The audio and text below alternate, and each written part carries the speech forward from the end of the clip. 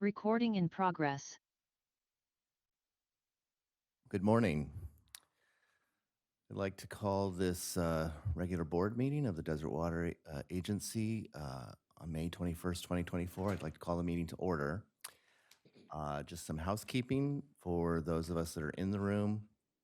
If you could mute your phones or silence your electronic devices. And for those of us that are joining us virtually, if you could mute your microphones or speakers until you might be ready to make public comment at some point. And but until then, we'd appreciate that to reduce feedback. I will be calling on directors in the following order: Director Gracia, Director Bloomer, Secretary Treasurer McKenna, Vice President Bowman, who's absent, and President Ortega. And all votes will be conducted via roll call. And now we'll start with the Pledge of Allegiance. I'm going to ask Director Bloomer if she'd lead us, please. I pledge allegiance to the flag of the United States of America and to the republic for which it stands, one nation, under God, indivisible, with liberty and justice for all. Thank you. Ms. Hoffman, would you please take the roll? Director Gracia, Present. Director Bloomer, Present. Secretary Treasurer McKenna. Present. Vice President Bowman's absence is noted, and President Ortega. Present. Thank you. Thank you. Item number 4 on our agenda is public comments for items that are not listed on today's agenda. This would be an opportunity for members of the public, whether attending in person or virtually, to come to the podium or to raise your hand if you're attending virtually and speak on a matter that has within the jurisdiction of the agency but is not on today's agenda. We ask that you keep your comments to no more than 3 minutes. Have we received any public comments? No, we have not. Okay. Are there any members of the public who'd like to speak at the moment? I see none, so we can move to the next item, which would be public comments for items that are listed on the agenda. That would be item number 5 on today's agenda. And again, we ask that you keep your comments to 3 minutes. I see none at this moment, so we can move to item number 6, which is the slightly change of order for today, but we'll start with General Manager's report and Mr. Johnson.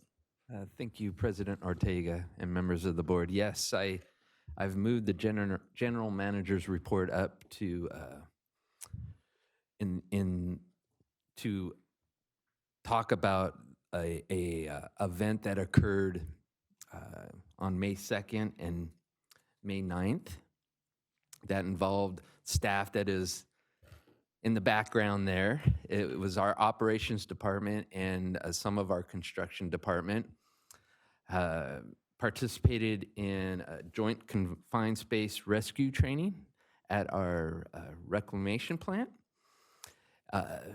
And I just wanted to acknowledge the work that they performed and the training that they did. It was outstanding. I went out one of the days and observed the work, very dedicated, very professional. And I've asked Eddie Gonzalez, our facility and safety officer, to kind of walk through our staff report here. There's a video, and I just felt it was important to acknowledge the hard work that the individuals did here, because rescuing people is not their primary focus on their job, yet the amount of work that they put into it is outstanding. So, Eddie. Alrighty. This is where I try to figure out where I'm at on the screen, folks. Sorry. All right, there we go. Good morning, President Ortega, members of the board. And I just want to say, first of all, thanks to our general management team. Over the past decade, they've really put an emphasis on supporting the effort of the training for confined space rescue and confined space entry. And it's a very, very hazardous portion of the job that our operations department and some of our construction team does as well. It's to the point where we need to have specialized training in order to make sure that we're entering our vaults and other confined spaces safely and being able to exit safely. What we found is over the past decade, we were able to train with one another, but integrating with fire and rescue was something that we wanted to start doing. So probably about 7 or 8 years ago, we coordinated training at our PS North facility, a 12.5 million gallon reservoir there. And we were able to coordinate that training with Palm Springs Fire. We had probably a group of like maybe 6 firefighters that joined us, including Captain Matthew Carney. And after that training, it was very revealing, very eye-opening to all of us that we needed to start working together a whole lot more regularly and frequently. They helped us to standardize our equipment as well, so that this way it matched everything that fire and rescue was using. So if we ever needed to integrate the equipment, it could be done. Through that training over the years, now I think we've probably done this about 5 or 6 times now, and this is our 3rd consecutive year that we've trained with them. This has become a much larger event, more and more of the fire department, and now we had the Palm Springs Police Rescue, part of their crew came out just to observe. And as you can see in the video, I think we trained well over 25 firefighters trained with us, and about 16 or so of our employees. And you can see them working together side by side. This was a very great accomplishment for all of us. And I can't say enough about how hard our team works at this. They become extremely proficient to the point where Palm Springs Fire is following our lead. And I'm not trying to boast at all, but you can. The general manager and the assistant general manager joined us for that training, and it was very revealing, very eye-opening, and very encouraging that our teams were doing so well. And also the Palm Springs training fire captain, Captain Wayne Secrets, is very eager to continue that training. He wants to do it more than once a year, and we're really appreciative of his efforts to bring his people together with us. So I just want to say thank you to the board as well for supporting this in our budget. Every year you can always see that we're trying to increase the quality of the equipment to make sure that the readiness that the agency has to rescue its own is at top notch and up to par to what it should be. And that's what we're seeing here. And again, I want to thank you again for supporting that in our budget. And also I want to thank all of the team back here that you see, our construction and operations team that work together to just do this at such a good level that even the fire department is wanting to train with us more and more and more. So that's pretty much all we have in the report here. Thank you again. Yeah, thank you, Eddie. One thing that we have realized is we can't always depend on the fire department to be our rescuers. And so that's why our staff is trained so well, so that we can rescue individuals if needed prior to a fire department on scene. So with that, I don't know if you have any comments or questions, but I think we probably do. We'll Okay. start with Director Gracia. The work that you guys are doing on this is going to pay off in dividends throughout your entire lives. While the report was being given, I was remembering back my time with the Sheriff's Department, and I served on search and rescue and did repelling and all of the things that you guys are learning now. And it occurred to me that the guys on those teams now are the actual sheriff of San Bernardino County was my supervisor when I was on search and rescue back in the early 2000s.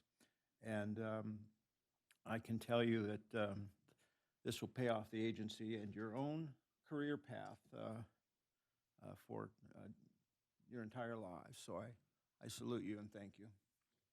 Thank you. Director Bloomer. Just a big thank you for participating, and it's good to see you working with the Palm Springs Fire Department also. So great work. Thank you. Secretary Treasurer McKenna. Yes, kudos to everybody here for the training and to our general manager for keeping it going. I'm a lifelong construction guy, and I think the worst day I ever had was an employee broke the leg. It wasn't, a tragedy, but picking up the phone and calling an ambulance is just the worst feeling. And so training is the way to avoid that, conscious training and safety all the time. And I know these guys are good at that. And I appreciate their efforts at staying good at that. So thank you, everyone. Yes, and I would just add too, this is a very important complement, I think, to the safety training that happens here on a regular basis as it is to help hopefully avoid these kinds of situations, but knowing that we at any time should have to rely on our own support and our own staff to perform those operations is very, what's the word? So satisfying is not the word. It's important. It's very important. And I know this agency safety is always top of mind in terms of the people that work here, and so it's wonderful to see this happening and on a regular basis, and with the kind of commendation that we're getting from the police search and rescue as well as the fire department. So thank you for bringing that to us today. Appreciate it. Thank you, President Ortega and the rest of the board. And with that, I just want to thank you guys, as I said, to your dedication to that work. Very important that we have staff who are capable of doing that work in the manner that you're able to do it. So I felt it was important to have you guys come up here, and I won't make anyone give a speech, but Although you could if you wanted to. Jose.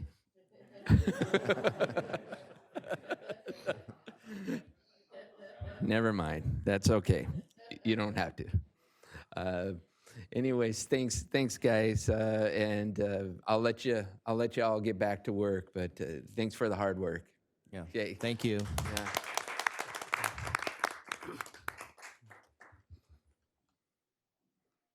All right. All right. Thank you.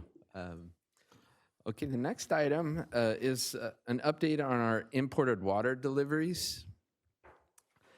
So Met has been delivering water. And if you recall, on April 23rd, our allocation went from 30 to 40%. And currently, Met is delivering their QSA water portion of deliveries. They've delivered approximately 49,000 they're going to deliver 50,000 acre feet of QSA water this year. So they're just about there. They should be done probably with that delivery today or tomorrow. And then they'll start delivering Table A water. And per our agreement, our Mission Creek groundwater replenishment agreement that we have with CVWD, it's based on our production, which is last year was 92% was in the whitewater area of benefit, and 8% was in the Mission Creek. But as you recall, the basins are unbalanced right now with deliveries. However, what our plan is if we can get 93,000 acre feet delivered to whitewater of Table A, that will then balance the basins, and we will then start delivering water to both Mission Creek and whitewater. And we'll deliver them based on a 92, 8, and 8% schedule.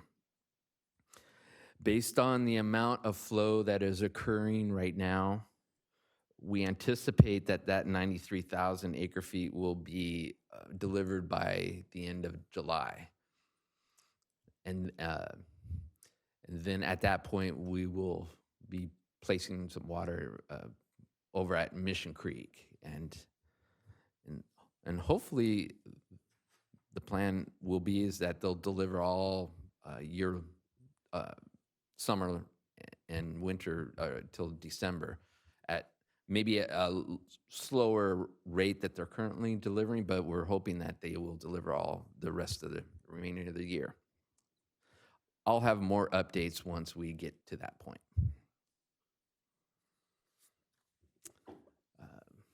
The next item is the DCP benefit cost analysis update. So on May 16th, an independent benefit cost analysis of the DCP was released by DWR. And this study was led by a Dr. David Sunling, who's a professor at UC Berkeley. And the analysis found that the project will deliver nearly $38 billion in benefits. It's about a 2.2 to 1 ratio. So for every $1 spent, it will generate $2.20 in benefits. And the cost estimate for the DCP is just over $20 billion in undiscounted 2023 dollars. There have been some design refinements and innovations which are expected to yield about $1.2 billion in savings. And accounting for inflation, this cost estimate is comparable to the preliminary cost estimate that was performed back in 2020. And it shows that costs are holding steady. Again, the DCP is an essential climate adaptation strategy for helping maximize California's water use and efficiencies and helping ensure that the State Water Project is California's most reliable, affordable source of water. There are 29 public agencies that receive water from the State Water Project, and currently 18 are engaged in the DCP planning.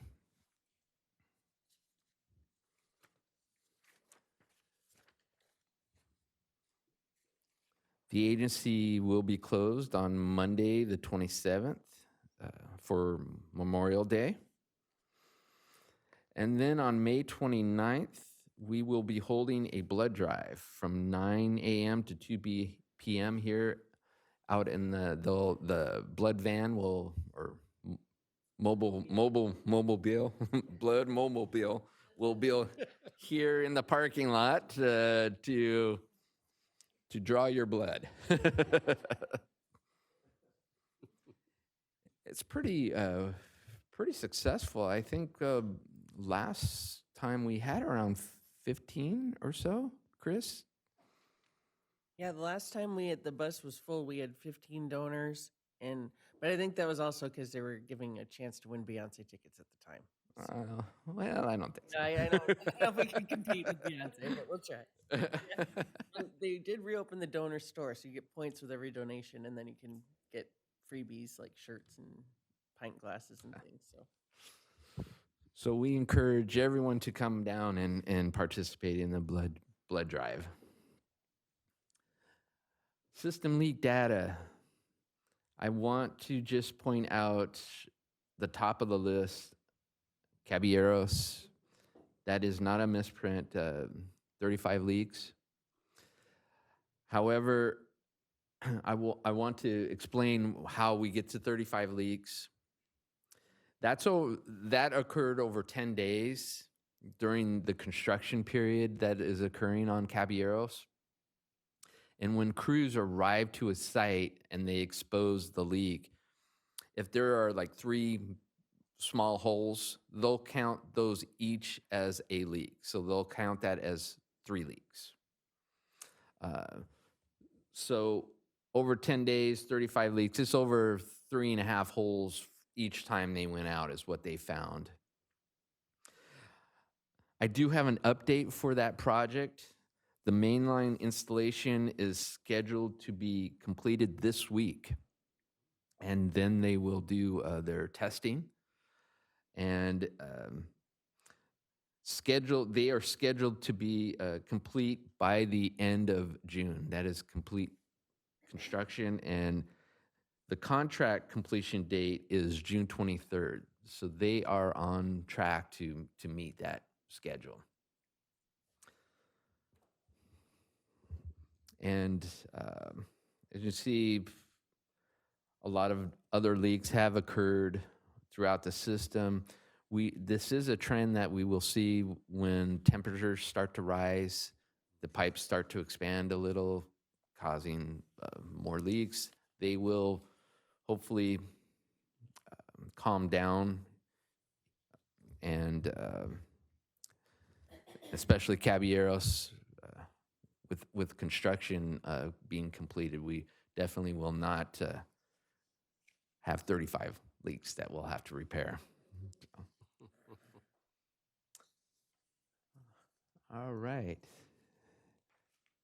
Then we have our HR meetings and activities, a lot of Tyler implementation meetings. There's over a couple weeks there, Ms. Hopping had 8 days of Tyler training. That's quite a bit, but it is going fairly smoothly. And our plan is to have this portion complete by the end of the year. Is that correct?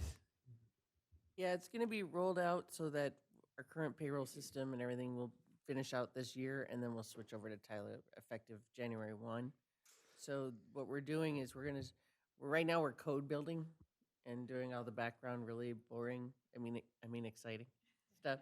And then once that's done, we're going to start running parallels just to make sure that all the deductions are right and all that sort of stuff. So we should have it starting within the next couple months. We'll start doing parallels already. We're making a lot of progress, so it's been good.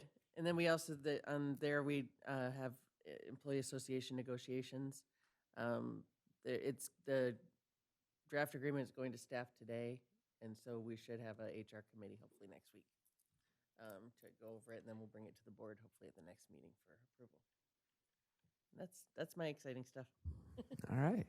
Okay. Thanks, Chris. GM's meetings and activities. Again, a tribal mediation is one of the leading events. I think I had 8 meetings over this period. We did have our conservation and PA committee meeting on May 2nd. Executive committee meeting on the 16th occurred too. And with that, that concludes my report. Be happy to answer any questions the board may have. Thank you. Director Grusha, do you have any questions or comments on the report? Just to clarify, I see we have our deep brain trust over here, so I thought this would be a good time. I'm sorry, to ask a question about what is the what makes it so important for our subbasins to be imbalanced when you say 93% with it, and Mission Creek? Oh, okay. Regarding the water deliveries, so what occurred is there were some years where deliveries to Mission Creek exceeded that percentage based on our agreement, which created an imbalance between the amount of water that had been delivered to Mission Creek versus Whitewater. And what we've been, and per our 2004 settlement agreement with Mission Springs Water District, we, by 2024, we were to have the water deliveries balanced. We are trying to achieve that by limiting the amount of water currently that gets delivered to Mission Creek until we can get the numbers balanced per that agreement that we have with CVWD, which is all, again, based on production of between Whitewater and the Mission Creek basins, which is that 92% and 8%. Right. So in theory, what should have happened in the past is if we were having 100,000, or let's just say 100 acre feet of water being delivered, 92 acre feet should have table A water. Of course, this is only table A water. Should have gone to Whitewater, 8 should go to Mission Creek, and then so on and so forth. And there were earlier in our water deliveries, instead of 92 and 8, it was more of 105%, or actually, yeah, went to, or 100% went to Whitewater and 0 went to I'm sorry, 100, instead of 8% to Mission Creek, it was more like 10% or 15% that went to Mission Creek, and Whitewater, instead of seeing 92, maybe saw 80%. So that's where we got unbalanced. We have been working to correct that, and we feel confident we can probably get that corrected this year. I asked the question because I know in some areas they will focus their recharge efforts in an effort to keep water from shifting from one subbasin to another.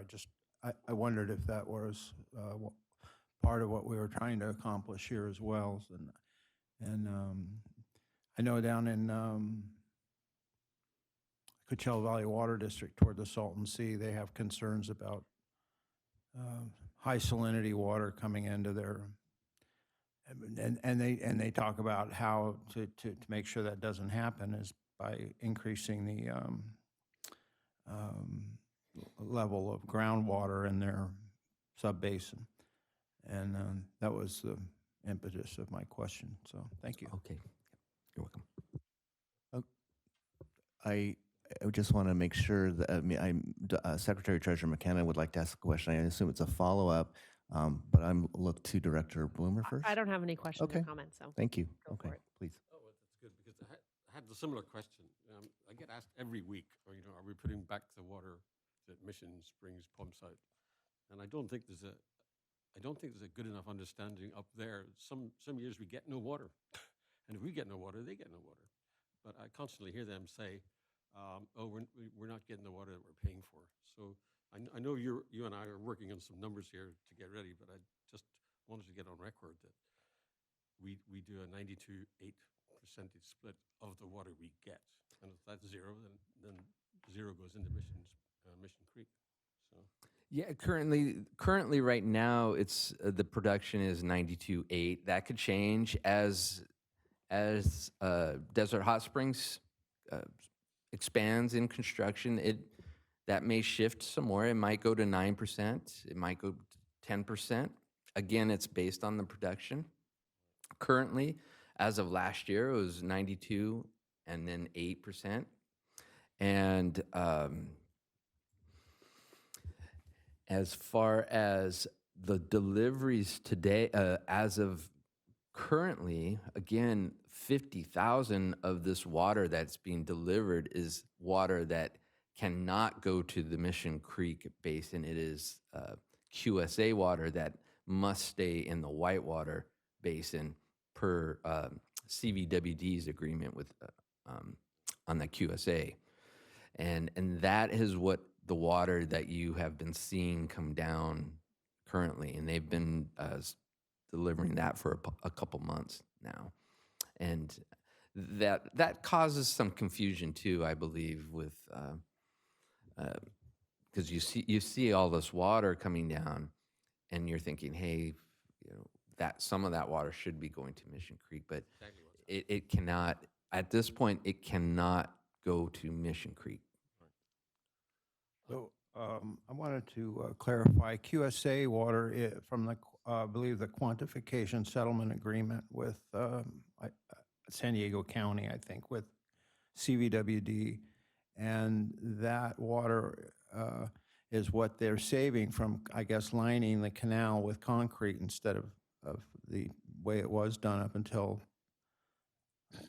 2010, I guess. I don't know what year they lined that canal after it was built in like 1904, but I think that is helpful to know too for people that might be interested in understanding all of this. They actually, that water was actually water that was saved from it not sinking into the ground as it made its way to the Coachella Valley from the Colorado River. So thank you. Secretary Treasurer McKenna has another question. Second question. The Delta Conveyance Project, $20 billion estimate. In ballpark terms, what would our share of that be?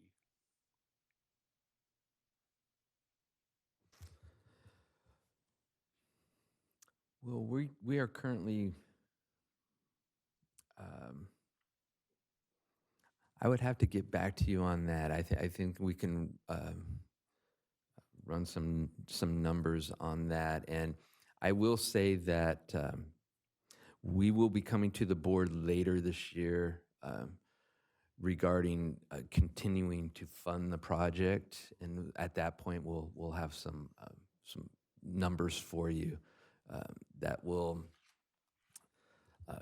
talk about the funding that they're requesting for the next couple of years, and if that works for you. I asked the question to illuminate the fact that we've got some big bills coming from the State Water Project. That's correct. It's Sykes starting to. Reservoir is probably like over 100 million. And if it's a pro-rata number, this one will be 150 million. So everyone needs to keep their belts tight. Yes, we're starting to now get into some larger numbers as far as the funding. Anything else? That's it. Okay, thank you.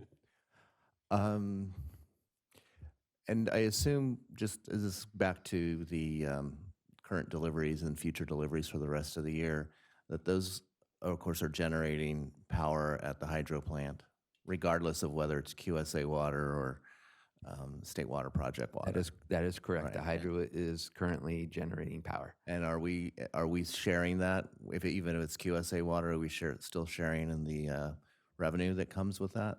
That particular is generation? shared between us and CVWD. Yes, we share that. Regardless of the type of water. That's correct. Okay. Yeah. Okay. And I'm sorry, I think you might have given an approximate date as to when we might be receiving water at Mission Creek Basin. Yeah, if it goes based on the current, they are delivering just under 700 cubic feet per second of water into the Whitewater. If they keep that rate, they'll reach the 93,000 acre feet by towards the end of July. Mm-hmm.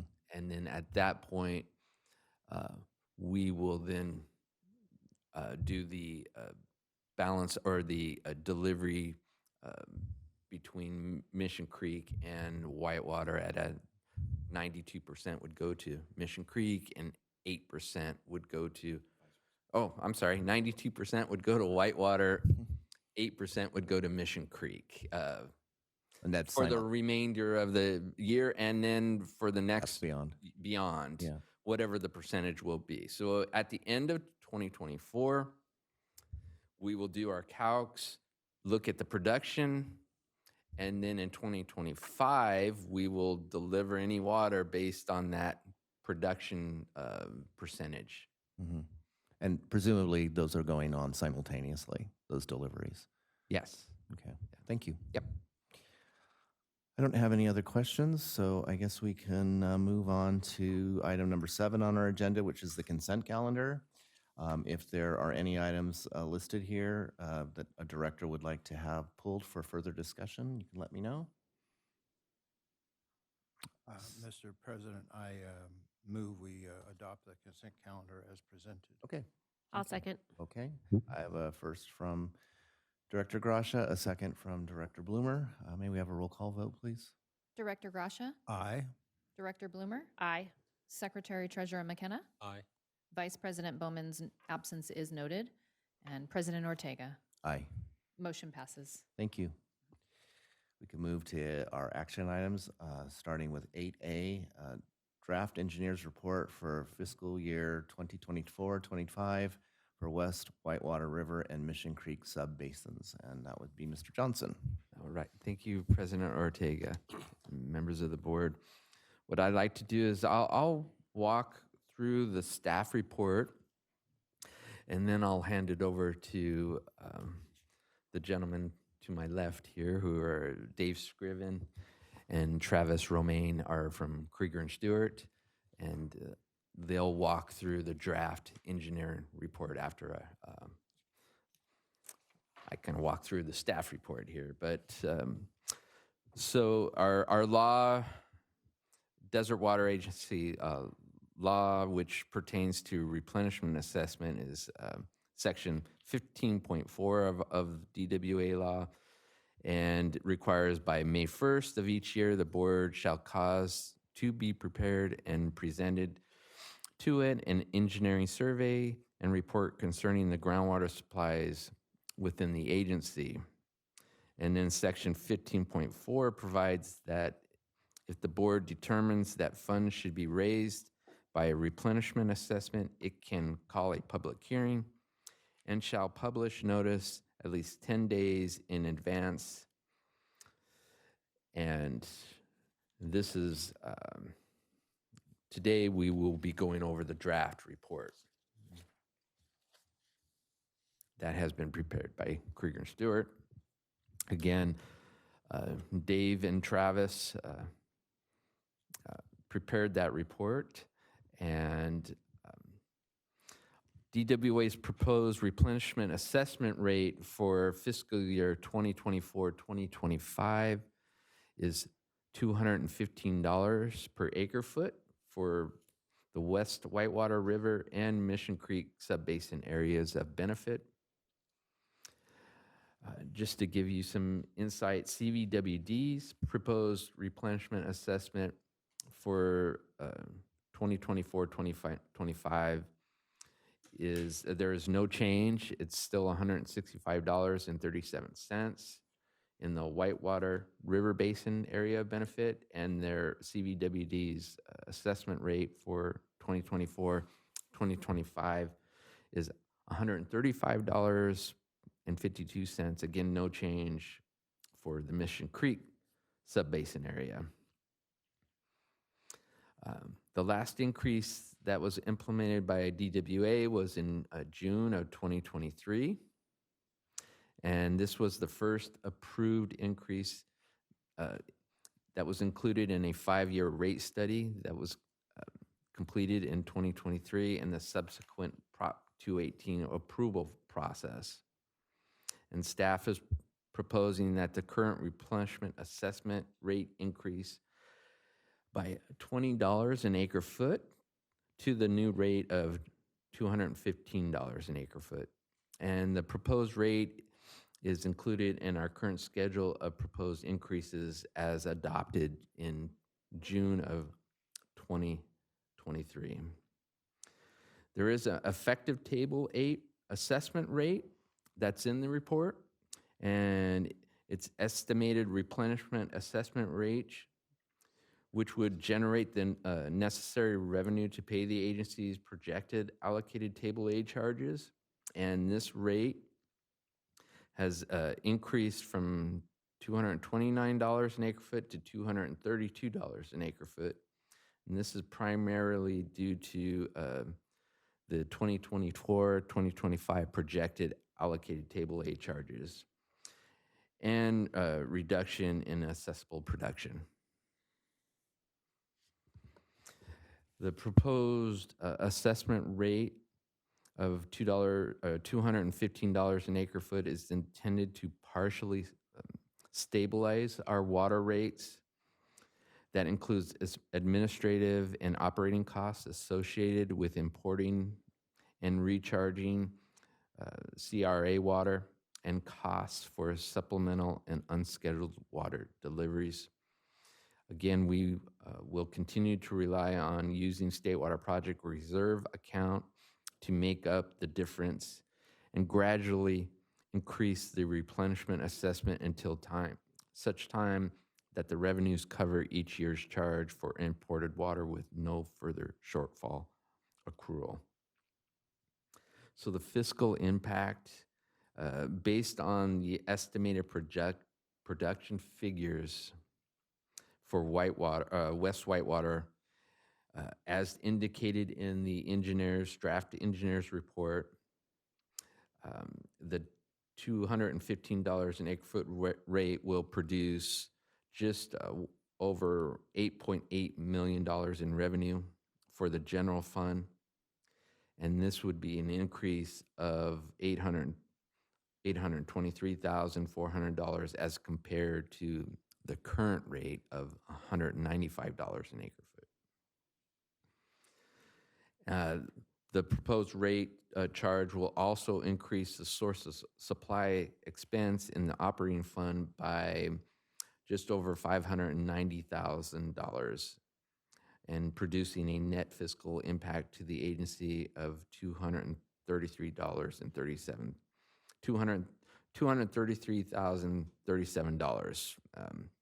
And Director Sines has reviewed this report. And so currently what staff is recommending is there's 3 items. Number 1, that the Board of Directors receive the draft engineer's report for fiscal year 2024-2025 for the West Whitewater River and the Mission Creek subbasins. Staff is request a determination be made that funds should be raised by a replenishment assessment. And staff is also requesting that board sets a time and place for a public hearing, which would be June 18th of 2024, to consider resolutions of findings of fact and levying replenishment assessments for fiscal year 2024-2025. And with that, I'd like to hand it over to Dave Scriven, and they can go over the draft engineer's report for the board. Thank you. Thank you, Steve. Good morning, President Ortega, members of the board. It's good to see you all again. Morning. This is likely to be the last time I will be seeing you at these meetings. I formally retired at least from full-time employment with Krieger and Stewart at the end of last June, right after your public hearing, which was not a coincidence. Would like at this point to introduce to you Travis Romaine with Krieger and Stewart. Travis is a professional engineer. He's been with Krieger and Stewart for about 6 years, and I don't think he even heard of this program as of about last November, but for the last 6 months, I've been giving him a crash course in these matters, and he and I have been working together pretty intensively on putting this draft together. In the future, I hope that Travis will be carrying forward pretty much on his own with the assistance of your staff and with Krieger and Stewart's staff. So without further ado, I think I'll just turn this over to Travis to give you some highlights of this year's draft report, which is, by the way, still a work in progress. We'll be giving you the final in a couple of weeks. So, Travis? All right. Thank you. Thank you, Dave. Good morning, President Ortega and members of the board. I did want to touch on a few of the high points here on our draft engineer's report. First thing I did want to touch on in the executive summary, particularly page I-5, the numbers on that page are getting revised. Mr. Johnson did touch on that. He had the correct numbers. Those will be getting revised ultimately when we go to the phase of the final report. As for the projected water deliveries, I did want to run down what we're seeing this year compared to the previous year. First off, Table A, as Mr. Johnson referenced, we currently have an approved allocation of 40% of Table A water requests. This would result in a total delivery projection of 77,640 acre feet to the valley, with 22,300 of that on behalf of DWA. This is an increase from last year's realized delivery of 45,291 acre feet to the valley, with 13,737 on behalf of DWA. As Mr. Johnson had stated, no Table A water has been delivered through April of this year. For Article 56 carryover, the total delivery projection is 97,050 acre feet to the valley, with 27,875 on behalf of DWA.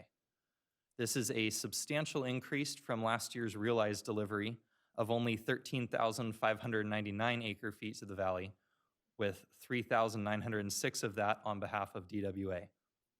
Through April, 18,941 acre feet of that had been delivered to the recharge basins. Yuba Exchange Water, there is the projected total delivery of 1,477 acre feet to the valley this year, with 424 acre feet on behalf of DWA. This is an increase from last year's delivery of no water to the valley, and through April, none of that had been delivered. The next item, quantitative settlement agreement, as Steve had mentioned, there is potential delivery of 50,000 acre feet, which is projected to be completed this week. This is a substantial decrease from last year's delivery of 134,983 acre feet on behalf of CVWD. The last of the projected water deliveries is Rosedale. This year, there is no potential delivery scheduled on behalf of CVWD, which is a decrease from 10,000 acre feet delivered last year. Despite these efforts, we are still seeing a gross overdraft in the last 5 years. The Whitewater Basin is seeing an average of 79,000 acre feet per year in the last 5 years of gross overdraft. The Mission Creek Subbasin is seeing 8,000 acre feet per year of gross overdraft. However, we have noted that the water levels in the wells do appear to be stable, and they are showing signs of being responsive to the replenishment efforts. So it's certainly having a positive benefit on the groundwater basin as a whole. Moving on to the financial aspect, as Steve mentioned, the proposed replenishment rate for the coming year is $215 an acre foot, which stays in line with the previously approved approach of increases of $20 per acre foot each year. That would be added on to last year's rate of $195 per acre foot. At the current estimated assessable water production rate of 41,170 acre feet, this rate would result in a total assessment of $8,851,550. With the program having a projected cost of $12,275,828, there is a projected deficit of $3,424,278. With the current continued approach of yearly increases of $20 per acre foot, we do project that this program will reach equilibrium in fiscal year 2029-2023 when the replenishment rate reaches $315 per acre feet. At that point in the report, we are just showing increases to maintain that equilibrium. We do not continue with the $20 per year acre foot. It decreases at that point on our calculations. And then final thing, I did want to note, there will be one update that's been released since the draft report was issued, and that was something that Steve had touched on. The Delta Conveyance Project did release both a budget and schedule update in the last few weeks. The updated budget is $20.1 billion, as Steve had mentioned. There are some potential optimizations that they are projecting as being possibilities that would bring that down to $18.9 billion. While this is an increase from the previous estimate of $16 billion, it is in line with the inflation adjustments that we've been seeing in the last few years. The other aspect of that they did touch on is they provided a revised schedule. They are now anticipating that that system will be up and operational by 2045. They have cleared quite a few of the initial hurdles in the permitting process. but it still is about 20 years until they anticipate the system will be completed. And with that, that closes out my recap, and I'd like to open up if there's any questions. Thank you. Director Gracia? You referred in your testimony that there was an imbalance of about $3 million. It sounded like you were referring to the amount of money that we're actually collecting on the assessment as opposed to what we should be collecting. Am I close on that? Correct. And the only way to make that up is that increase. Where's that money coming from? How's that shift around on the on our books, or how do we make that work? Yes, so with the replenishment assessment charge, the amounts for the statement of charges from the Department of Water Resources for the State Water Project, those excess amounts that cannot be covered with our RAC can be covered with our property tax. So essentially it does come out of our State Water Project reserves or the tax revenue, which are funded by that tax revenue. So is it, I don't know if it's safe to say, but it might be unsafe to say that we're underwriting water rates with revenue collected from property taxes, and if we weren't doing that, we would see various pumpers being forced to increase their rates Yes. to make up that difference. If we were not subsidizing, keeping it low, so with the steady ramp up so that it's not a major hit in 1 year to get to that equilibrium, we've taken a multi-year approach to bring the rate up to where it is self-sustaining for the charges it is intended to cover. If we did not do that, then it would be subsidized, and that deficit would be subsidized entirely by property taxes from the entire tax rate area of the agency.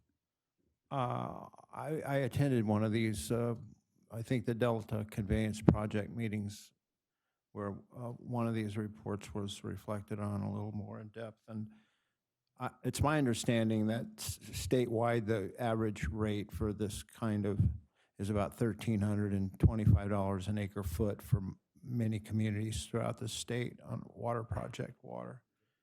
And we're charging, looks like we're going to go up a little over $200 an acre foot. So it's a bargain. I don't fully understand how you guys pulled that off over the decades, but the investigation continues. So I thank you very much for all your effort on this. Thank you.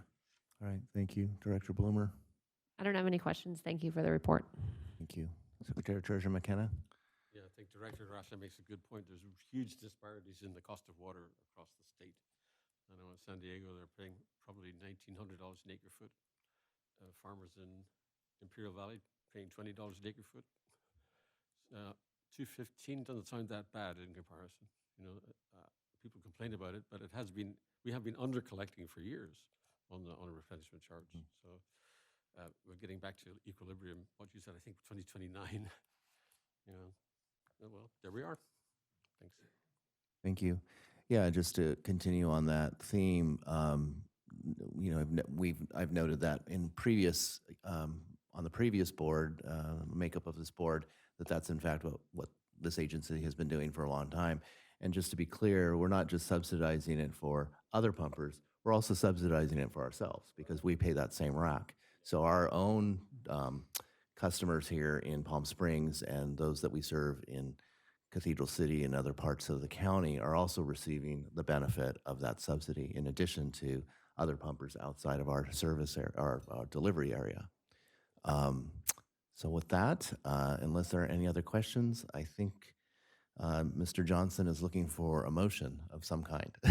It's Correct. fairly layered. There would be a motion to, number one, that the board has received the draft engineer's report for fiscal year 2024-2025 for West Whitewater and Mission Creek subbasins, and that a request that the board has requested a determination be made that funds should be raised by a replenishment assessment, and that a public hearing date of June 18th should be set to consider resolutions of findings of facts, the replenishment assessments for 2024, 2025.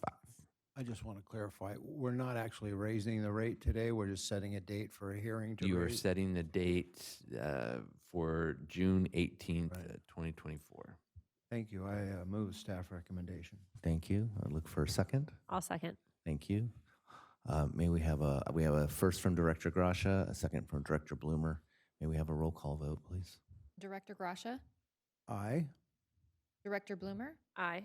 Secretary Treasurer McKenna, Aye. Vice President Bowman's absence is noted, and President Ortega. Aye. Motion passes. Thank you.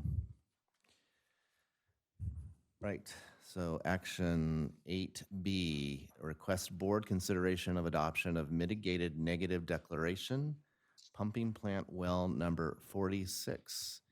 Mr. Mullock. Good morning, Director Ortega and members of the board. Staff is here today to request the board consideration of adoption of mitigated negative declaration, say that 10 times fast, for pumping plant well number 46. Well 46 is located in, the proposed location is located in Palm Oasis. There's a site map included in attachment 1 of your packet. It's near well 17 and 43, if you're familiar with those. Desert Water Agency contracted with Krieger and Stewart engineers to provide the design and contract preparation for the drilling of the well. And that included work in preparation of initial study and draft mitigated negative declaration, which is included in attachment 2 of your packet. In accordance with CEQA, a notice of intent to adopt a mitigated negative declaration was posted in August of 23, opening a 30-day public comment period. Shortly thereafter, towards the end of the public comment period, we received comments from the California Department of Fish and Wildlife. They were requesting mitigation measures in 5 primary categories: nesting birds, burrowing owls, Coachella Valley multiple species habitat conservation plan, artificial nighttime lighting, and groundwater dependent ecosystems. In December of 23, DWA provided a response to the Fish and Wildlife, addressing their comments and incorporating some of their requested mitigation measures. That then opened an additional 30-day public comment period with that revised notice of intent. At the end of that comment period, we received an additional letter from California Department of Fish and Wildlife wanting us to provide some additional measures with regards to the groundwater dependent ecosystem. We had some kind of correspondence back and forth, but ultimately we held a meeting with the Fish and Wildlife to address their concerns and kind of better explain the well and what we're doing with it. And ultimately out of that meeting, we addressed their concerns and followed up with written comment to that. And so now that, we didn't receive any comments from any additional parties. So now that all those comments have been addressed, that closed the public comment period. And the next step is to file a notice of a determination. The mitigated negative declaration will be included as part of that notice of determination. Once those are filed, it'll start a 30-day statute of limitations on court challenges under CEQA. And if the board adopts the mitigated negative declaration, President Ortega will be the signatory for the notice of determination and that mitigated negative declaration, and those will need to be filed within 5 days of that adoption and signature, which will complete the CEQA process. After that, we can continue on with the final design of the drilling of the well, and then prepare that to go to bid and bring that to you guys once it's ready for bid. The fiscal impact of this was a $3,000 filing fee for those two documents, and those costs have already been included in the capital project work order back in 2022. Finance Director Sands reviewed the report. Legal counsel reviewed the report. And with that, staff recommends that the board adopt the mitigative negative declaration for the pumping plant well number 46. With that, I'll take any questions you may have. Thank you. Director Grasha. I don't have any questions. Thank you. Director Bloomer? No questions. All right. Secretary Treasurer? Okay. I do have a couple of questions. Could we pull up the site map that was referenced? Just curious more than anything where well 47 actually is. Still have no idea where that is. So, what community Out is in it? Windy Point. It's Windy Point. That's Windy Point. Valero gas station is right just to the Yeah, I see it. east of well 17. Yeah, I see it now. Yeah. Okay. And well 46 is in that blue portion. It'll be towards the north corner. Okay. Is that connected to the rest of the system? It will be connected to the Palm Oasis system. However, we are going to configure some plumbing to allow water from that system to utilize the Snow Creek pipeline that we are not using right now and bring it into the Palm Springs base system. So that's, Okay. Yeah, and as Assistant General Manager Mr. Tate has stated, we currently do that with well 17. We will bring water that is not needed for the Palm Oasis area. We can pump the water out and bring it into the base system at the 12 million gallon reservoir utilizing that Snow Creek pipeline. And this will just incorporate that same system. And there was a reference of after, assuming that this moves forward, that we then will start the final design and implementation, and I assume those are things that will then come back to the board at some point, or is this sort of the last time that we're going to look at this? How does that work? Those will be coming back to the board. Yeah. The very next step would be to finish the drilling contract and documents, and then putting that out to bid. And at that time, we would come to request to go to bid from you guys. And if all things were to go ideally, when might this well actually go into production? Best estimate. 5 years now? Hopefully next year. Oh, okay. Well, hopefully in a year and a half to 2 years. Okay. Yes. That's Okay. May I add one? Yes, go ahead, unsolicited Mr. comment? Scriven. Yes. I was actually working on this with all you guys, and one thing about this particular mitigated neg deck is that it covers not only the drilling of the well, which is the part that's been submitted so far, but also the equipping and the operation of the well, which is why California Department of Fish and Wildlife had additional comments about groundwater dependent ecosystems. That was dependent on the assumptions we made about the conservative assumptions we made about operation of this well. Is this is there anticipated growth that this would be supporting, or are those other wells somehow deficient? Well 17 is a very old well, and currently well 43 is fairly new, and by drilling this well, it not only will support the Palm Oasis area, we're replacing well 17, it will allow us to bring water into the Palm Springs area too. So there's a double benefit for having benefits. a well Okay. out there. All right. Yeah. Thank you. I have no other questions. So, Mr. Chairman, I move item 8B adoption. Oh, what?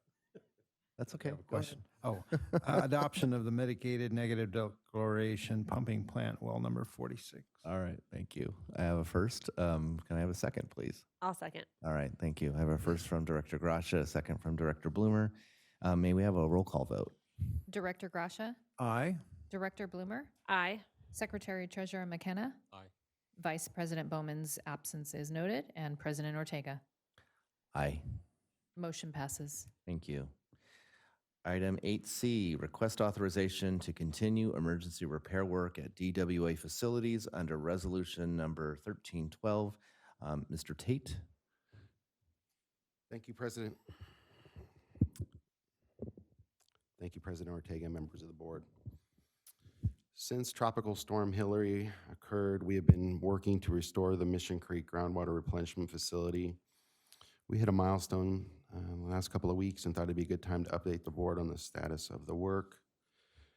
A little background: on February 20th, 2024, the board authorized reallocation of maintenance funds for emergency work at the groundwater replenishment facility and approved a grading contract with Weaver Grading for approximately $300,000. The contract was to relocate approximately 40,000 cubic yards of sediment and install riprap slope protection in the debris basin. This is a narrow scope of work that was intended to restore the site to pre-existing conditions and provide improvements to help mitigate future damage.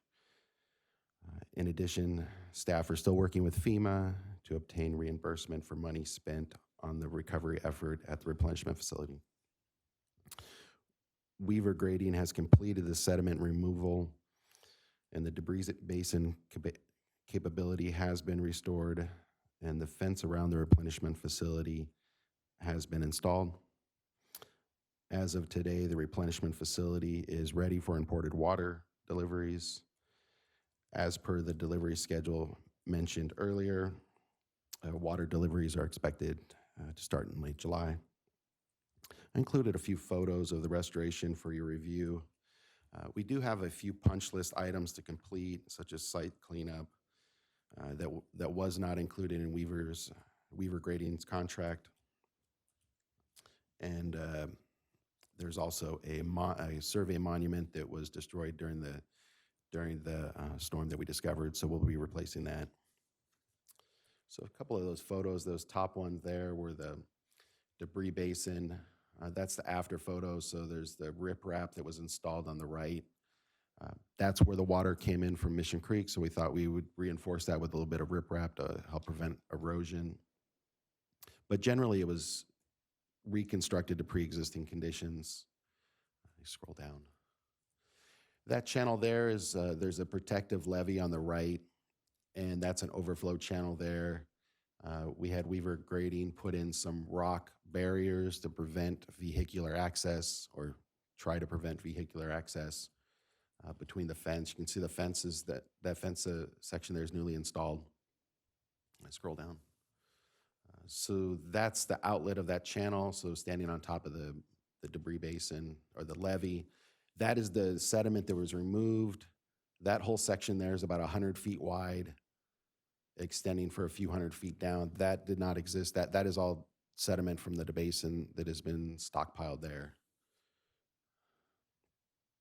This is the new fence. So this fence section of fence was completely destroyed. That is where the water entered the debris basin right there. And so all that section was eroded away. So we have new fence. It's all been regraded.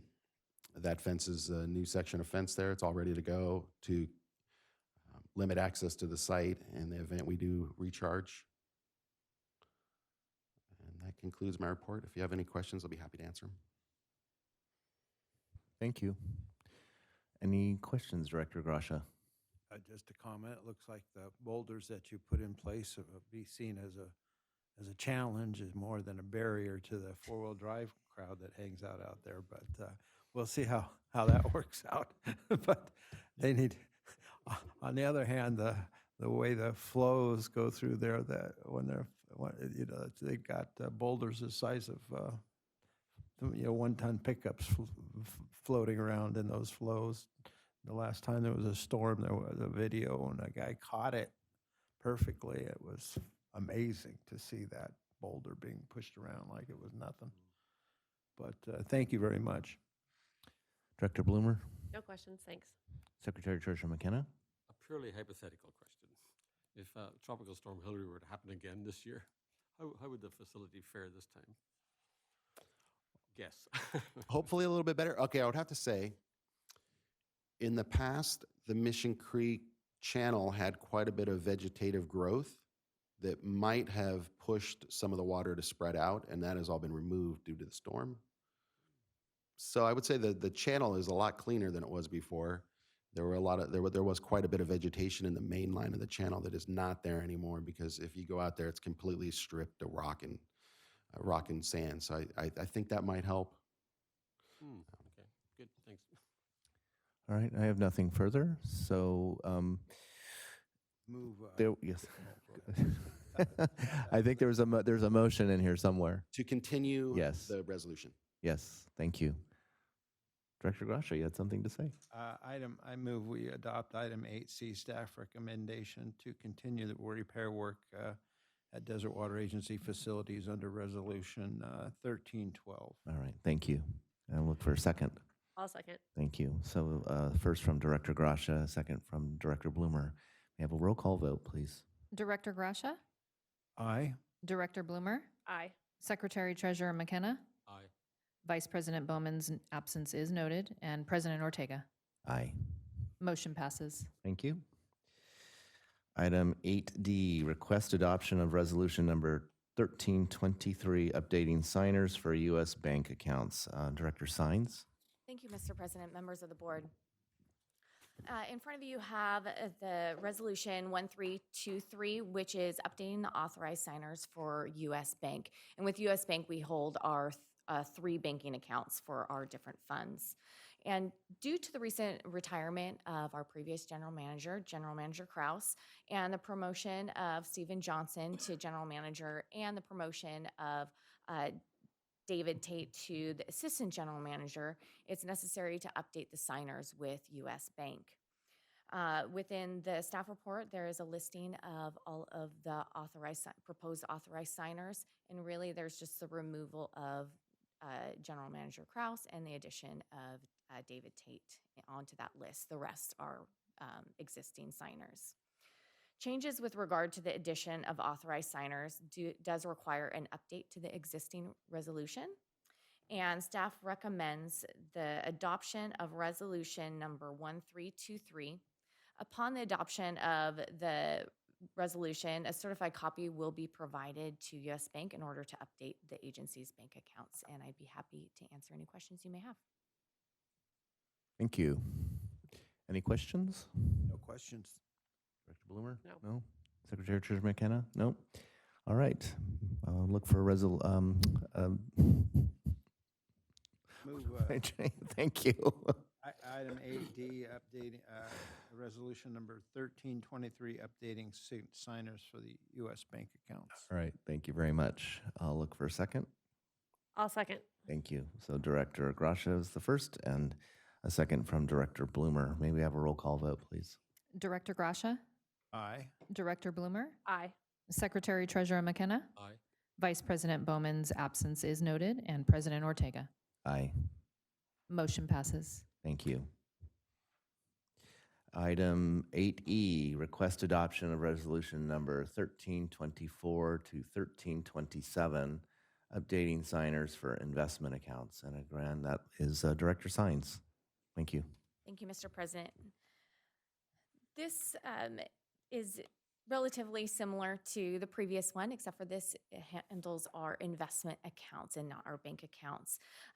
So attached for your review are resolutions 1324 through 1327, which is updating the signers to our investment accounts, which are held with LML Capital Investment Services, Piper Sandler, Stifel, and U.S. Wealth Management.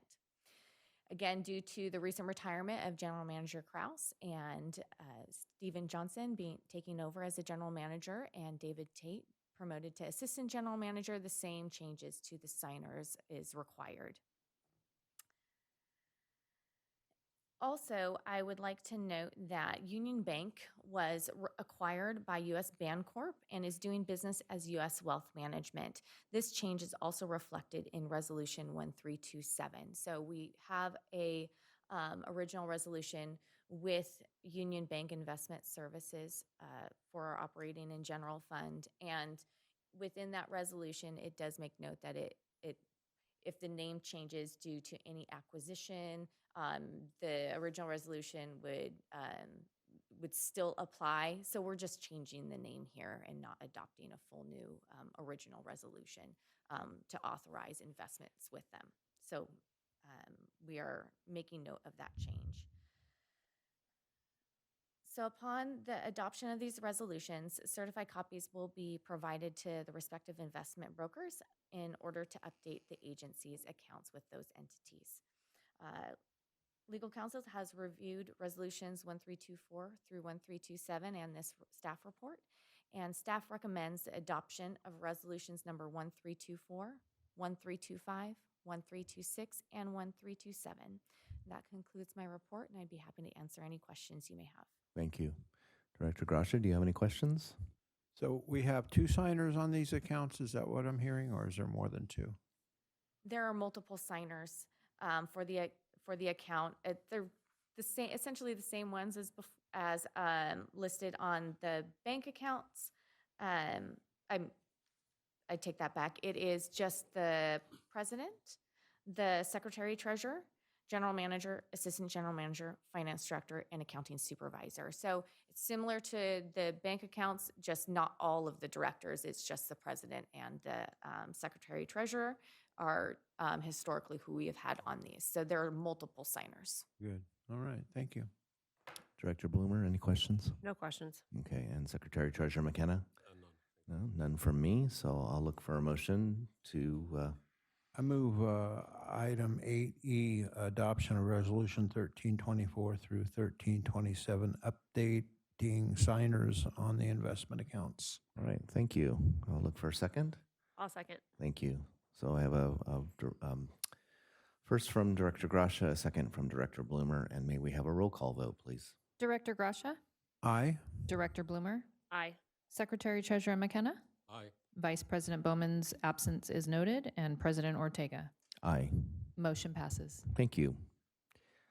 Moving to items 9, we have 9A, Board Review of Compensable Event Lists. Ms. Pena, thank you.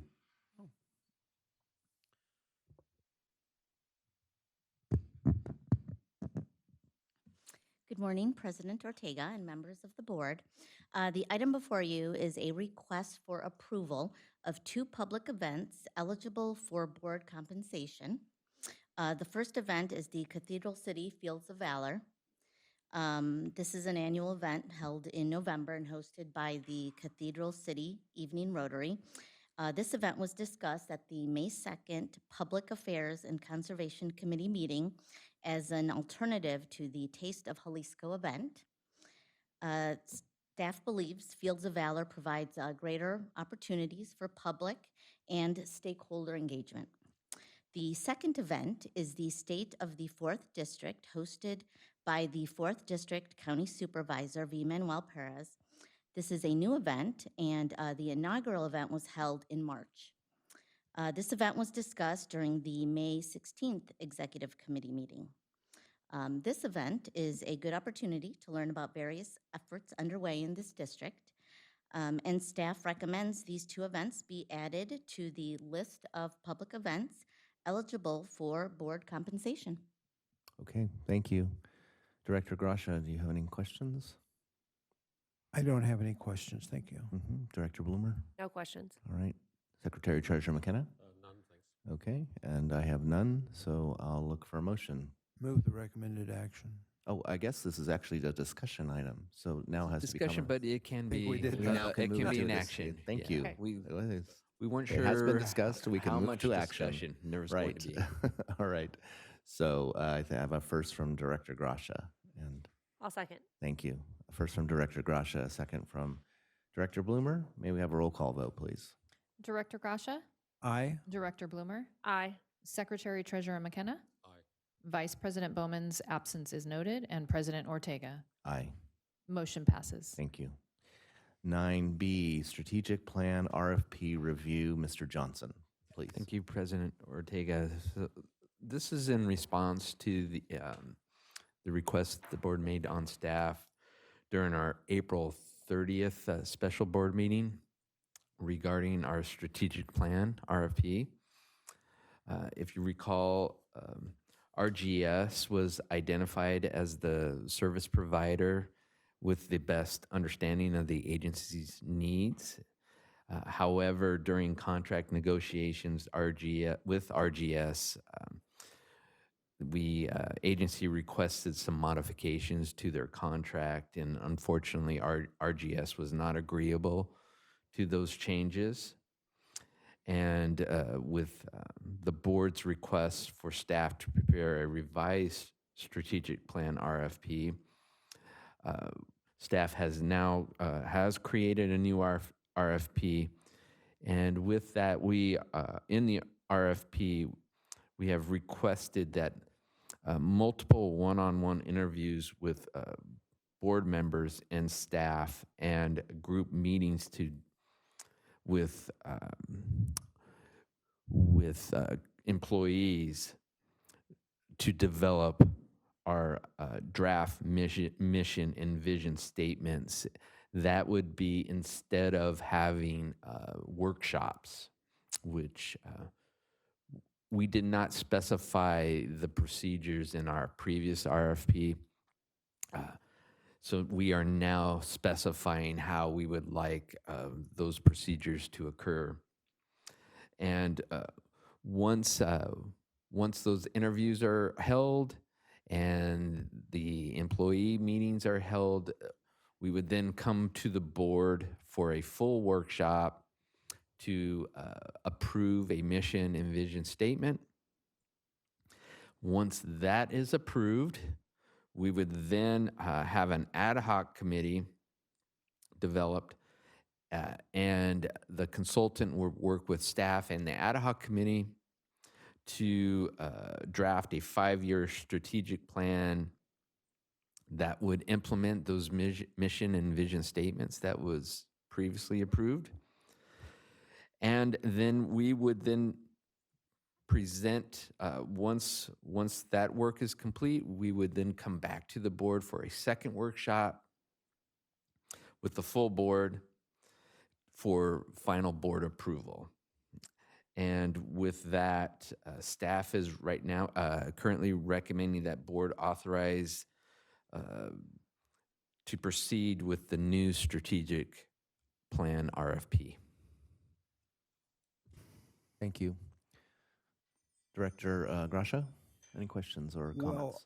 Well, I've been pondering this for as long as we've been talking about it, I think, and I see this as an opportunity.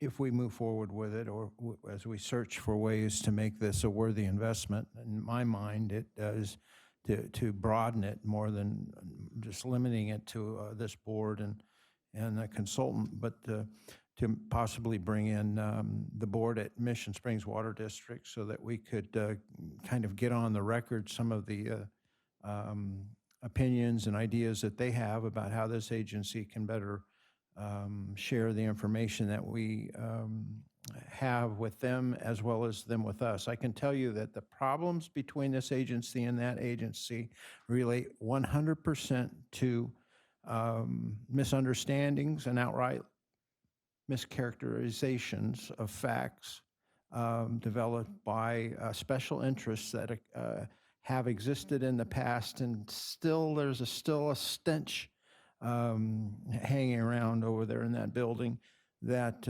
I believe that we could use this as an opportunity to kind of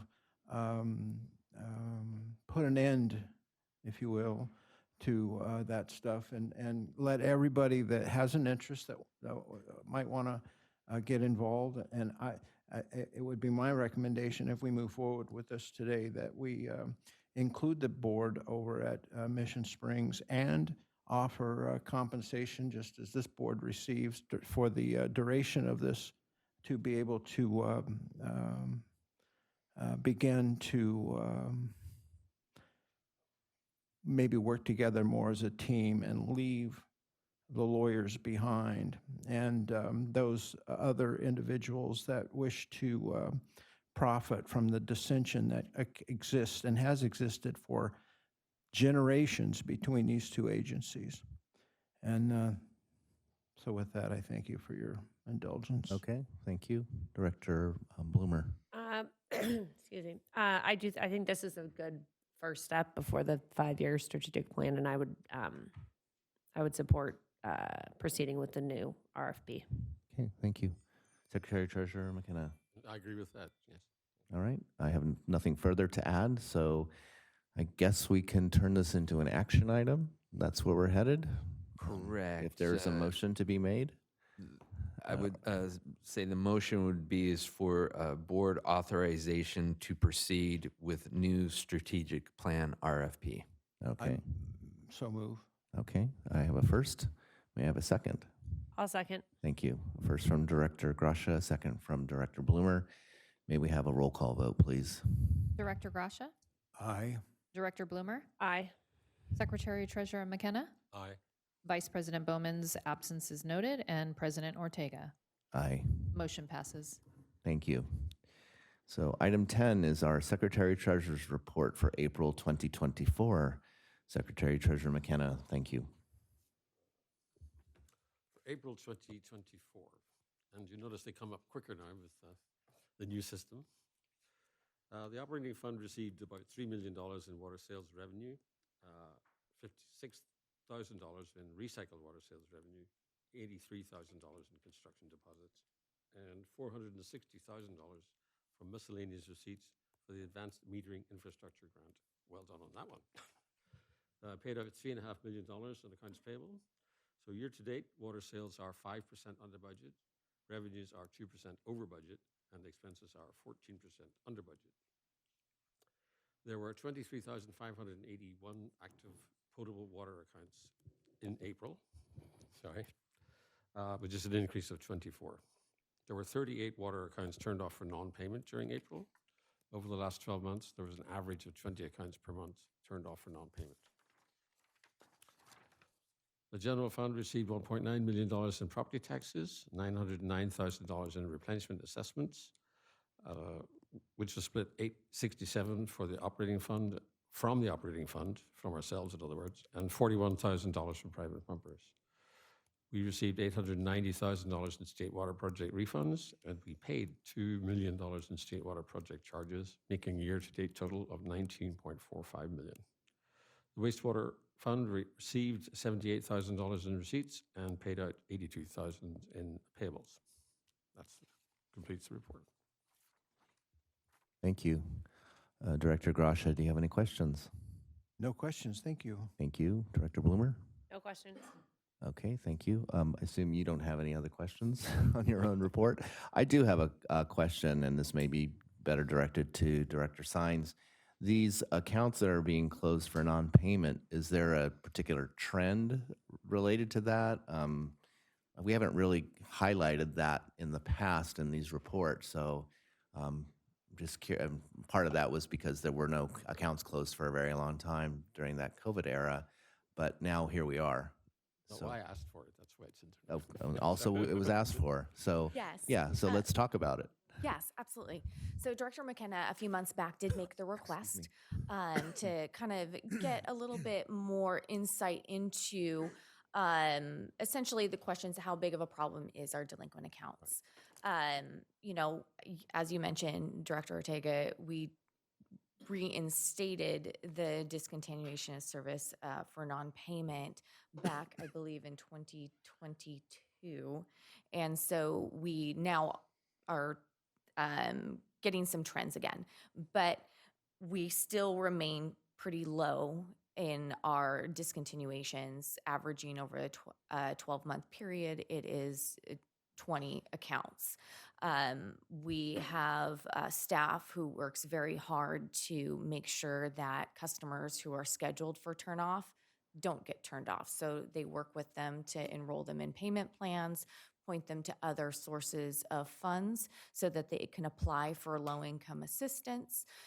So there's a lot of efforts there. So we've been able to maintain actually a very low turnoff rate.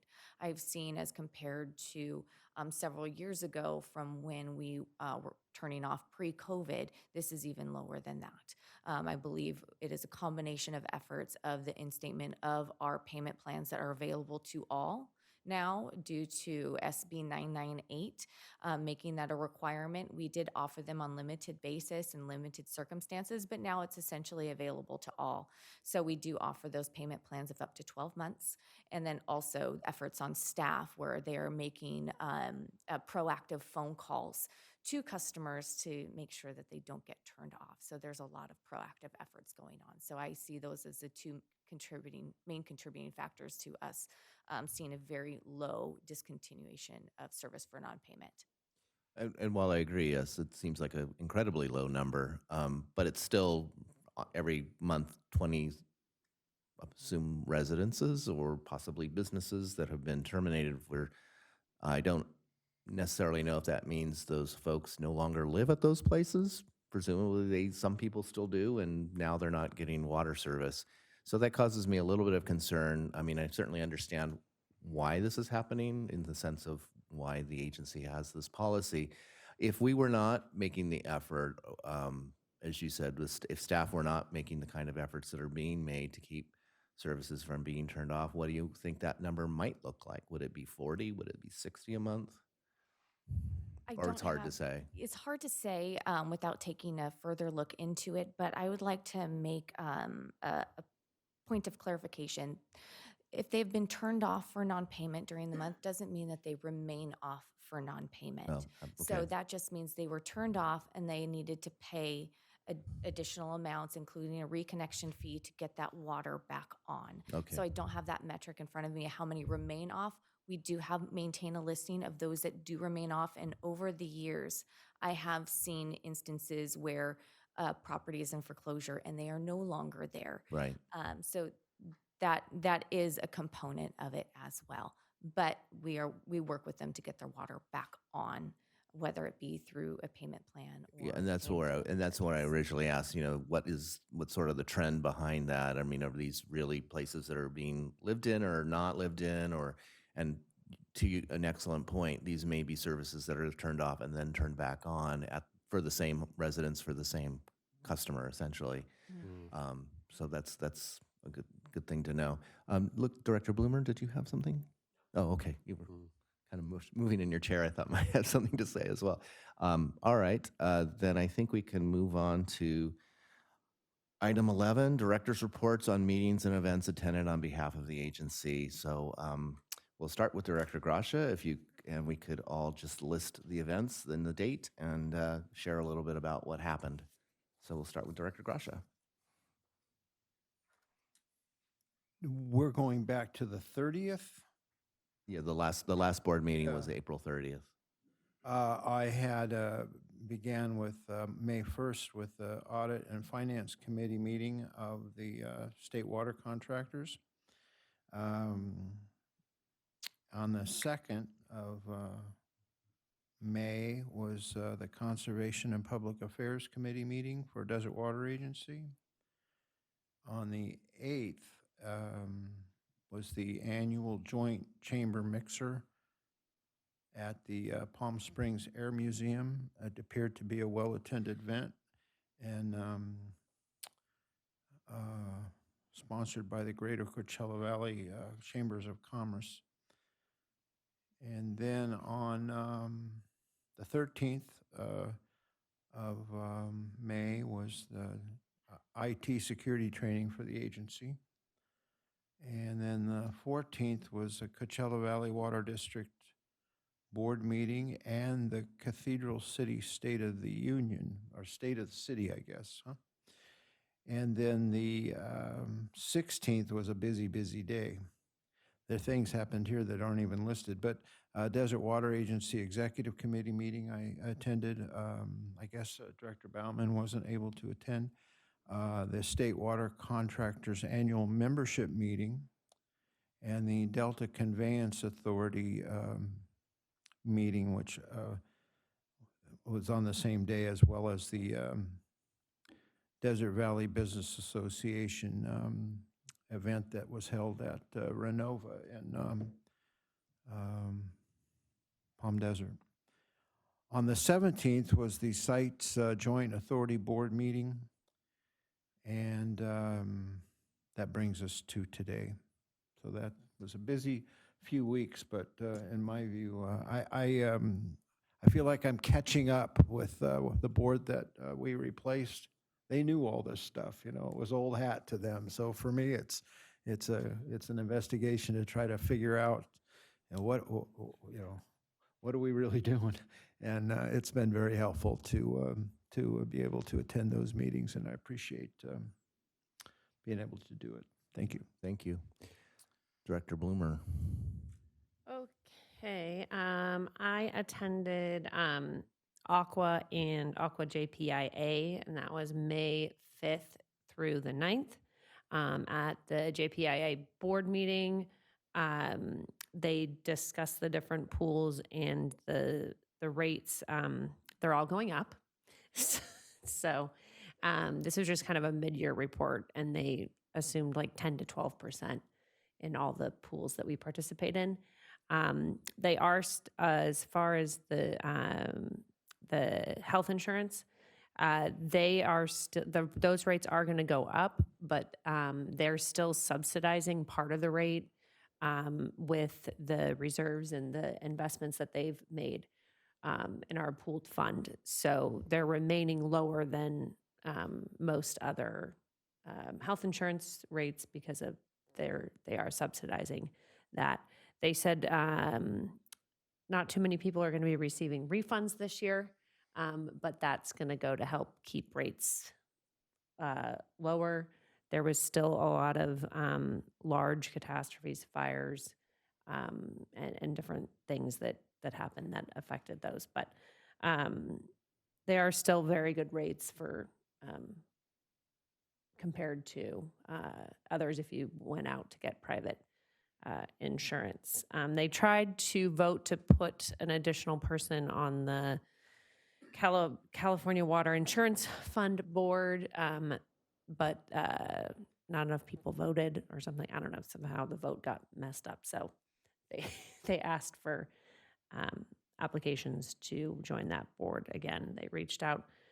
I'm going to put in my letter of request to go on the board. I don't know if I'll get it or not, but I am going to fill that out and do that. So, and then while we were up in Sacramento, we also, President Ortega, myself, and Victoria Lort and our state lobbyist, Bob Reeb, had meetings with Assemblymember Wallace, Senator Ochoa Bogue, Senator Sayerto, and also Assemblymember Garcia's office.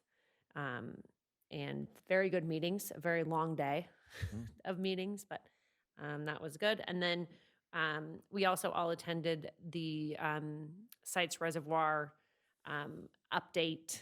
That was one of the Aqua sessions that same day that we were doing our member visits. So we caught the second half of that as well. And let's see what else. So then on May 14th, I went to the State of the City for Cathedral City.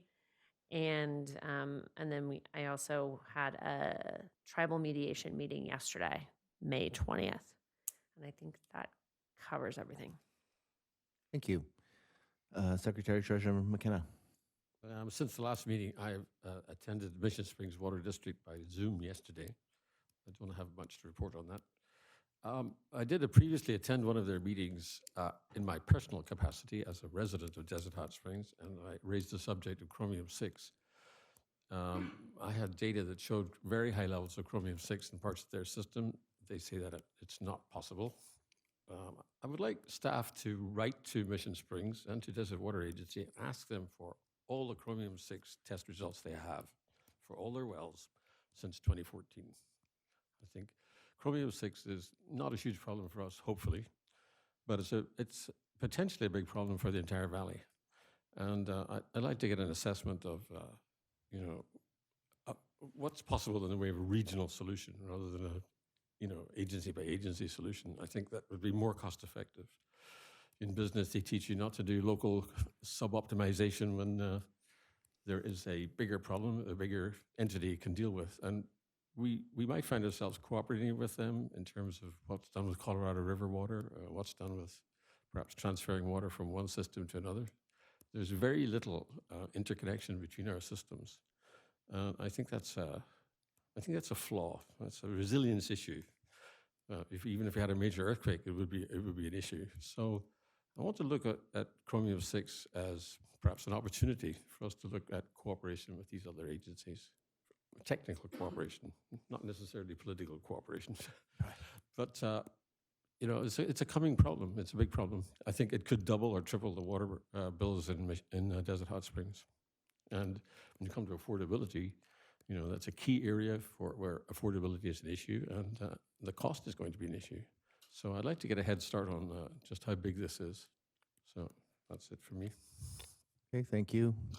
If I were to follow up on that, and I guess I am, if we were looking for a regional solution or a regional conversation at least about things like chromium-6, I think that would also include the Coachella Valley Water District, would it not? Oh, I did mean to say that. Sorry. Okay. All right. Two other agencies. Just wanted to make that clear. Yes. And I'll start with Aqua from May 6 to 9. During the same period that Director Bloomer has already talked about, so I won't repeat much of that. I think the one session that I attended during that time that I thought was probably the most intriguing, at least sort of from a not quite philosophical way, but it was looking at nature-based solutions to some of our groundwater management challenges, not so much in this particular area, but perhaps more in the Central Valley. So there was a panel on that included a member of a water agency who also is a farmer in the Central Valley, as well as one agency or nonprofit that deals with social justice and environmental issues, as well as a representative from the secretary, the Office of why am I having a hard time saying this, of natural resources. So that was a very interesting panel with regard to looking at nature-based solutions to help with water recharge. I'm surprised that Director Bloomer did not talk about the big highlight of Aqua, although I guess for some anyway, was when Secretary Crowfoot, who is the Secretary of Natural Resources for the state of California, got up to do the keynote to sort of kick off the meeting, started on his presentation and mentioned something about the Newsom administration and said, oh, by the way, you don't want to hear it from me, you want to hear from this guy. And the governor of California came on stage and talked for about 10 or 15 minutes about what he would like to see for the last 3 years of his term, very much focused on water, of course, the importance of water to California, which I think we all understand. On the 14th of May, I also attended the State of the City for Cathedral City. I was quite impressed with the way they put their program together. It was informative and quick, didn't dwell too much on one particular topic. It was sort of a mix of video and in-person discussion, which I thought was a nice break. And I have to actually commend the lunch. It's hard to put on a lunch for 600 people, and I thought the food was pretty good for something like that. So congratulations and kudos to them. And then yesterday on the 20th, this was a non-compensable event, but I did attend the groundbreaking for the new Learning Center at the Palm Springs Air Museum, and that was mostly elected officials from the city of Palm Springs and Cathedral City and other parts of Rancho Mirage and other parts of the valley on those city councils.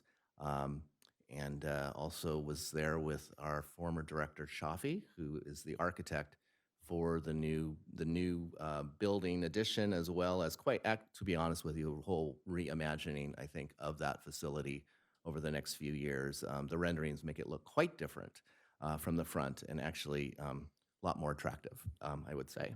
So kudos to Mr. Chaffee for his work on that. And I also wanted to mention that I believe the 4 directors that are up here presently, as well as our general manager and our director of public affairs, will be attending the Big Hearts Award in Desert Hot Springs on Thursday, if I'm not mistaken. And so with that, I'll look forward to seeing you folks there on Thursday evening. And we are now at 9:45. We can move to comments. We'll start with Director Gracia. Just as a reminder, for on the 28th of May is the Water Use Efficiency Committee meeting for Aqua, and I think that's every other month. So I don't know if staff's going to want to attend, but it's always an event a meeting that you can learn a lot from. I wanted to point out thank the staff. I had to go signing up for an app, asked for my place of employment. And so I had to go on the Desert Water Agency website to find our street address. And the front page of our website highlights the new regulations involving chromium-6. And I want to thank staff for making that a highlight, that more, at least some place in the area where people can go to get information about this evolving situation. It made me think, gee, I wonder where Mission Springs has their chromium-6 update. So I went to their Facebook page and did a search, chromium-6 on there. Not one single mention. In fact, they're talking about the need to the community to have a public meeting where they'll discuss new water regulations for the entire state of California, but no focus on our own drinking water standards and lack of meeting them. So, as we struggle to try to get cooperation over there, at least myself and some others that are starting to understand the disparity between the public and the information that they're able to get, and the facts that regarding the public health is, to me,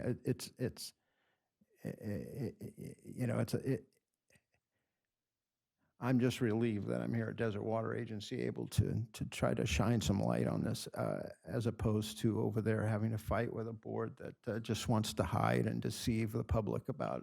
Okay, can we wind this up, please? Yeah. Thank So I one more just reminder that for those that don't understand, if the water was unsafe to drink where you live, you would have a different view of this, all of you.